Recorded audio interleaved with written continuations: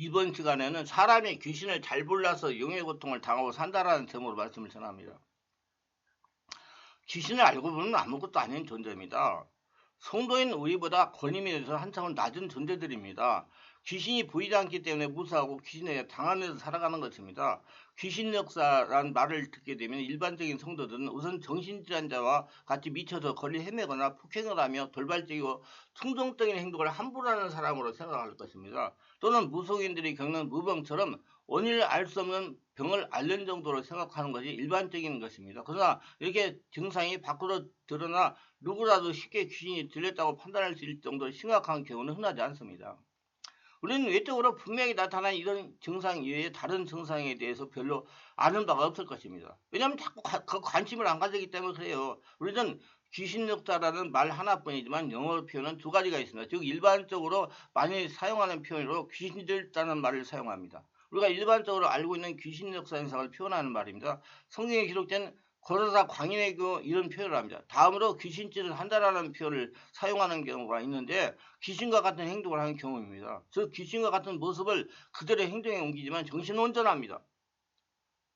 겉으로 보면 건강한 사람인데 행동은 귀신짓을 하는 것입니다. 많은 분들이 그래요. 나 정신건강 이상 없습니다. 근데 행동은 귀신짓을 해요. 그래서 집중치료를 받아야 된다 그러면 인정을 안 하는 거예요. 다 이상 없다 이거예요. 근데 뭐 그냥 이상한 짓을 다 하는 거예요. 정상적인 사람의 행동이라고 볼 수 없는 행위를 하면서도 아무런 가책을 느끼지 않고 귀신 역사라고 생각하지 않고 자기가 문제가 있다고 생각하지 않습니다. 절대로 해결해야 안 돼요. 귀신이 영향을 받는 사람과 같다고 할 것입니다. 행동으로 나타나는 이런 증상을 가진 사람들은 타인에게 드러나지만 질병으로 고생하는 사람의 경우에는 귀신 역사라고 생각하지 못하는 경우가 많습니다. 성경에 기록된 간질병 환자의 경우 그 아버지가 병을 고침받으려고 아들을 데리고 예수님께 왔습니다. 그때 주님은 꾸짖어서 귀신을 쫓았습니다. 간질병 질환을 앓고 있었지만 그 원인은 귀신이 들렸던 것입니다.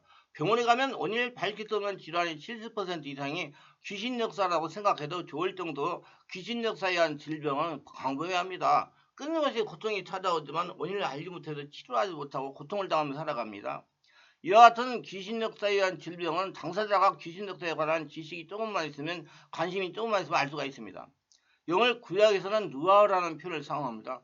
이 단어는 바람이라는 뜻입니다. 신학에서 성령이 처음 사람들에게 임하는 마가의 다락방의 오순절 사건에서 볼 수 있듯이 성령의 강력한 임재는 마치 급하고 강한 바람처럼 임하게 되는 것입니다. 성령이 우리 몸에 임할 때 우리는 종종 바람과 같은 느낌을 받습니다. 악령이 역시 영이기 때문에 이들이 우리 몸에 들어올 때 우리는 바람과 같은 때로는 벌레가 기어오는 것 같은 것과 같은 느낌을 받습니다. 그래서 성령 역사와 귀신 역사가 비스무리해요. 분별을 잘해야 됩니다.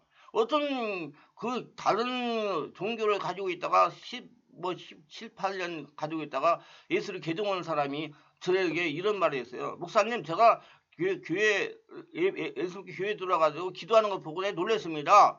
전부 무당 굿하는 것 같이 그 기도를 해가지고 놀랬다고 그러더라고요. 근데 그거 바로 잡아줘야 됩니다. 그 정말 양심 역사가 일어나는 거예요. 그럼 성도의 변화가 안 일어납니다.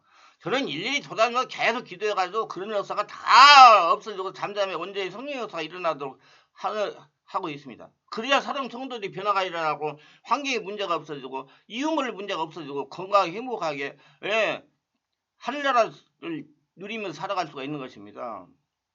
귀신은요 밖으로부터 무언가 자신의 몸으로 바람처럼 스며들며 마치 우리가 감기 몸살을 긁을 때와 같은 그런 느낌이 느껴집니다. 찜질방과 같은 더운 곳에서 땀 흘리고 있다가 갑자기 밖으로 나오면 선뜻한 한기를 느낍니다. 감기 몸살은 이렇게 해서 시작하는 것처럼 귀신이 자신의 몸에 들어오는 순간은 그와 비슷한 느낌을 받게 되며 그것이 몸이 좋지 않거나 가슴이 답답하거나 머리가 어지럽거나 우울해지거나 의욕이 사라지는 등 귀신 역사로 인한 병증의 증상이 다양하게 나타나는 겁니다. 급한 노이로제나 우울증 증상이 나타나는 것입니다. 귀신이 들어오면 우선 기분이 묘해지면서 가라앉습니다. 차분해질 정도가 아니라 모든 의욕이 사라지고 기분이 떠오르지 않습니다. 몸은 무거워지고 여기저기 아프기 시작합니다. 가슴이 답답하다부터 죽을 것 같은 고통이 찾아옵니다. 뭐라고 분명히 설명할 수 없는 묘한 통증과 답답함을 인해서 숨이 막힐 것 같지만 실제로 숨이 막히는 것은 아닙니다. 일종의 공황장애 같습니다. 공황장애는요 앓는 사람은 좀 죽을 것 같은데 옆에 사람은 꾀병 앓는 것 같아요. 공황장애에 대해서는 내가 여기 유튜브에 설계해서 올린 거 있으니까 잘 보시기 바랍니다. 공황장애는 자기는 숨이 막히고 숨이 넘어가고 죽을 것 같은데 옆에 사람은 꾀병을 한다고 그래요. 이런 고통을 주위 사람들이 말해도 이해하지 못합니다. 겉으로 보면 호흡도 정상적으로 쉬고 있는데 숨이 막혀 죽을 것 같다고 말하는들 이해하지 못합니다. 그래서 꾀병이나 정신력이 약한 것으로 오인하게 됩니다. 병원에 가도 증상을 찾을 수 없으니 꾀병을 할 수밖에 없습니다. 아유 그래가지고 몸에 숨이 막히고 너무 숨 넘어가다가 여기 119 불러가지고 응급실에 갔는데 응급실에 다 여러 가지 검사하면 아무 문제가 없어요. 그냥 꾀병이라고 할 수밖에 없는 거죠. 의지가 약하고 내성적이어서 그런 것을 판단하게 됩니다. 그래서 가족들은 정신 문제가 있다고 생각하고 그런 성격을 고치라고 책망하기도 합니다. 의지가 약하거나 생활력이 약한 무능한 사람으로 오인하게 되어 환자를 더 괴롭게 만듭니다. 사회성이 모자라 문제가 있다고 생각하고 사람들이 그들을 피하려고 합니다. 겉보기에는 의기소침하고 무능하고 무기력하고 활동적이 못하기 때문에 사람들이 가까이려고 하지 않습니다. 당사자는 과일과 심한 우울증과 공황장애에서 죽고 싶을 지경입니다. 숨이 곧 넘어가는 것 같은 지경이에요. 그럼에도 불구하고 누구도 이 질환이 귀신 역사하는 것이라고 생각하지 못하고 단순히 기질적이나 정신적인 문제가 있는 부정 환자 정도로 넘깁니다. 가족들은 무능의 탓을 돌리며 정신에 문제가 있는 사람을 생각하고 자주 책망하게 됩니다. 가족들이 이와 같은 올바르지 못한 대응으로 인해 가지고 더욱 괴롭힘을 당하게 됩니다. 여러 가지 정신과 질환처럼 보이는 귀신 역사는 당사자는 괴롭게 할 뿐만 아니라 가족들까지도 고통을 당하게 됩니다. 정신을 잃는 것도 아니기 때문에 귀신 들렸다고 생각하지 못하는 겁니다.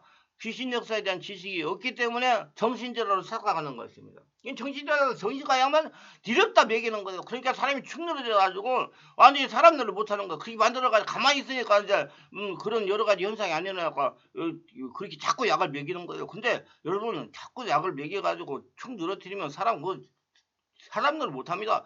특히 젊은 사람들 그렇게 놓으면 사람들 못합니다. 그 정신적으로 똑바로 해가지고 약을 조절해가지고 정상적인 생활하면서 지나갈 수 있도록 해줘야지.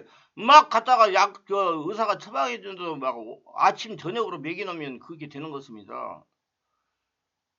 이렇게 되기 전에 하나하나 잘 챙겨야 되지만 됐다고 해가지고 낙심하고 포기할 수는 없어요. 저는 그런 환자들 있으면 모시고 오세요. 그럼 제가 다 어떻게 하라고 해가지고 정상적인 사람으로 만들어 갈 테니까. 특히 그런 사람의 부모가요. 그 사람을 그렇게 만들고 있어요. 무슨 말이냐면 아까도 어떤 설계에 제가 말씀을 드렸는데 자녀가 그렇게 문제가 있으면 그 문제 있는 그 자녀의 역사는 귀신이 우리 충만한교 같은 곳에 와가지고 쫓아내려고 그러면 부모를 통해가지고 못 가게 하고 방해한다는 얘기예요. 권위자를 통해가지고 못 가게 하고 그거 잘못된 데다 해가지고 못 가게 한다고요. 그래가지고 귀신이 보호를 받는 거예요. 그래서 부모님들이 많이 그 자녀에 영향을 미치는 귀신을 보호하고 있더라고요. 그래서 저는 태조를 끊어라. 단절을 해라. 그래가지고 혼자 독립적인 생활 능력을 길러가지고 혼자 싸워서 이길 수 있는 사람이 되어야 된다. 그래서 정말 주의해야 됩니다. 이런 중증 귀신 역사 이전에 초기 증상은 마치 가벼운 노비를처럼 자주 까닭 없는 짜증이 나고 때로는 이유 없는 충동이 쏟아납니다. 자신 내면에서 자신의 의도와는 상관이 없는 어떤 생각과 충동이 자신을 조종한 같은 느낌을 간헐적으로 받게 됩니다. 하지 말아야 할 일을 거쳐가면서 해버려 당황하기도 합니다. 자신의 의지 즉 속마음과는 달리 어떤 충동이 일어나는 순간 행동을 하기 후회합니다. 이런 경우에 대부분 사람들은 이렇게 말합니다. 내가 정신이 아니었나 봐. 사람들도 그런 상식밖의 행동을 돌발적으로 하는 그 사람에 대해서 그럴 수도 있지. 사람이면 누구나 정신 나간 짓을 할 때가 있다니까. 그러면서 너그럽게 이해해 줍니다. 그런데 이런 일이 한 번으로 끝나는 것이 아니라 계속적으로 자주자주 일어나는 게 문제가 있는 것입니다. 어처구니 실수를 자주 하게 되면 사람은 그때부터 그 사람을 운전하지 못한 문제가 있는 사람 여기입니다. 그냥 그것이 귀신 역사한 것이라는 생각은 전혀 하지 못하는 겁니다.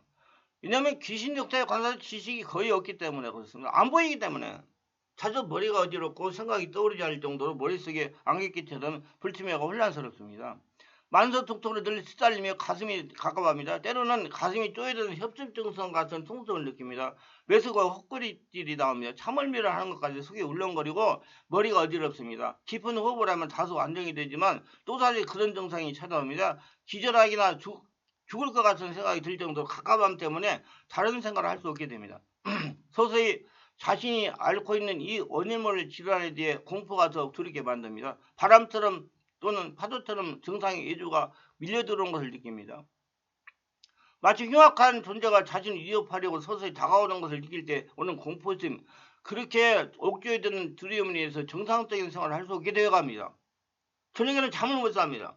우울증, 노이로제, 강박증, 피해망상, 공황장애 등과 같은 정수가 질환처럼 보이는 귀신 역사와 잦은 충동과 거친 은행과 하나에만 극도로 몰입하는 자아 몰입증과 같은 쏠림 현상이 나타납니다.